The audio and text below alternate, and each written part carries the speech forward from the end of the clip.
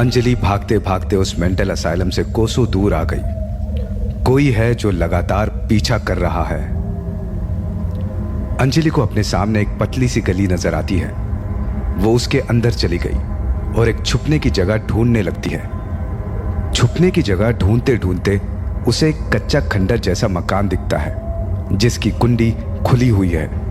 वो जोर जोर से किसी को बुलाने लगती है। सुनिए, कोई अंदर है?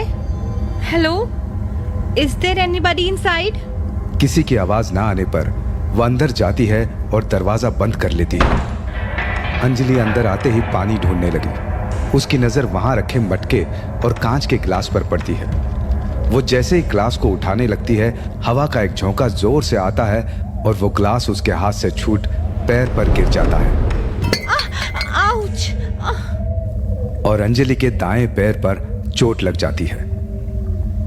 अंजलि धीरे धीरे बिस्तर की ओर बढ़ती है और बैठ जाती है।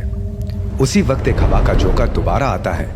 कमरे की सारी चीजें जैसे बिस्तर, बर्तन सब हिलने लगते हैं। अंजलि जैसे ही पीछे मुड़ती है, उसे किसी की परछाई दिखती है। कौन है वहां? मैंने पूछा, कौन है? वृंदा, तुम हो ना?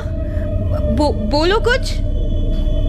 कोई जवाब ना मिलने पर अंजलि परछाई के पास जाती है और देखती है वो परछाई किसी और की नहीं, मेंटल असाइलम की नर्स माया की है। माया, तुम अंदर कैसे आई? दरवाजा तो मैंने बंद किया था। तो आखिर तुझे पता चली गया? हाँ, क्यों किया तुमने ऐसा मेरे साथ? क्यों बंद किया मुझे उस कमरे में?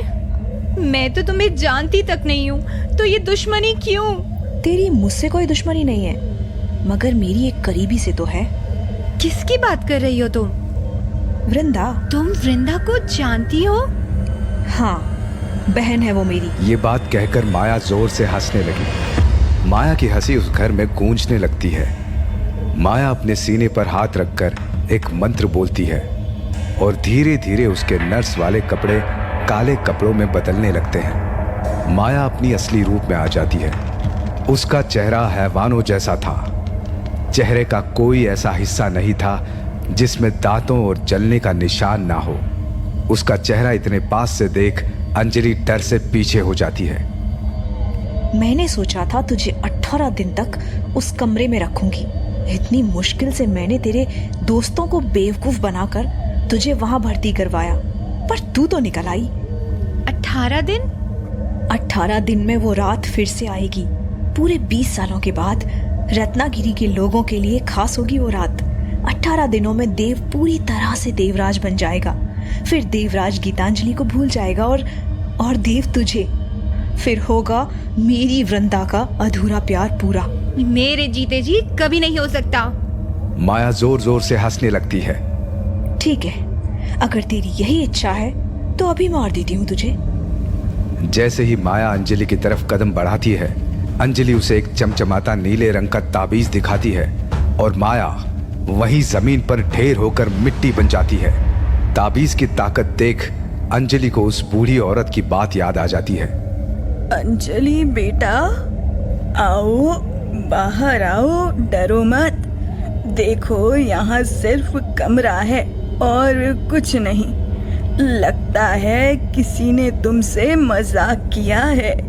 मैं यहाँ सालों से रह रही हूँ। यहाँ कोई असाइलम है ही नहीं। नहीं माँ जी, काश ये मजाक होता। मैं सब कुछ समझ रही हूँ। एक वृंदा नाम की चुड़ैल मेरे पीछे पड़ी है। वो मेरी जान लेना चाहती है। कौन है ये वृंदा? वो एक भयानक चुड़ैल जिसके अंदर मायावी शक्तियां हैं। मैं नहीं जानती वो क्या चाहती है। मैं उससे कुछ समय पहले ही मिली हूँ, पर फिर भी लगता है उसे काफी पहले से जानती हूँ। कुछ तो रिश्ता है मेरा उसके साथ। इस जन्म में ना सही, शायद पिछले जन्म में। ये बात सुनकर वो बूढ़ी औरत अपने गले से एक माला निकाल के अंजलि को दे देती है और कहती है, इसे तब तक मत उतारना जब तक तुम अपने घर वालों के पास सही सलामत ना पहुंच जाओ। ये कह के वो बूढ़ी औरत वहां से चली जाती है और अंजलि को वहां से तुरंत निकल जाने की हिदायत देती है। अंजलि को उस कमरे से बाहर निकलते हुए माया देख लेती है। और पीछा करना शुरू कर देती है। रत्नागिरी में मंदाकिनी, वृंदा और बाबा हर रोज तांत्रिक विद्या की मदद से देव को पूरी तरह से देवराज बनाने की कोशिश कर रहे हैं और उसे अपने आज के जिंदगी से दूर करके पिछले जन्म में ले जा रहे हैं। हमारे पास सिर्फ 18 दिन है। ये 18 दिनों में हमें देव पर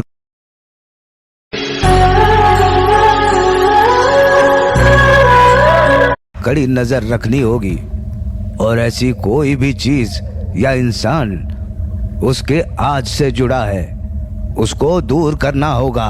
ये सुनकर वृंदा बोलती है, उसकी चिंता तुम मत करो। देव को लगता है उसकी अंजलि का मेंटल असाइलम में इलाज चल रहा है, पर उसे मालूम नहीं कि वो नकली मेंटल असाइलम मेरी तरकीब थी। उसे उससे दूर रख। किया, मुझे तुम्हारी मदद चाहिए, मुझे और देव को बचाने के लिए। देव को? क्या हुआ देव को? अभी तो कुछ नहीं, पर अगर 18 वो हमारी मदद करेंगे। हम मिलेंगे कहाँ? रत्नागिरी के उसी महल में जहाँ इन सब की शुरुआत हुई थी। कहानी जहाँ शुरू हुई है उसका अंत भी वहीं होगा, 18 दिनों में।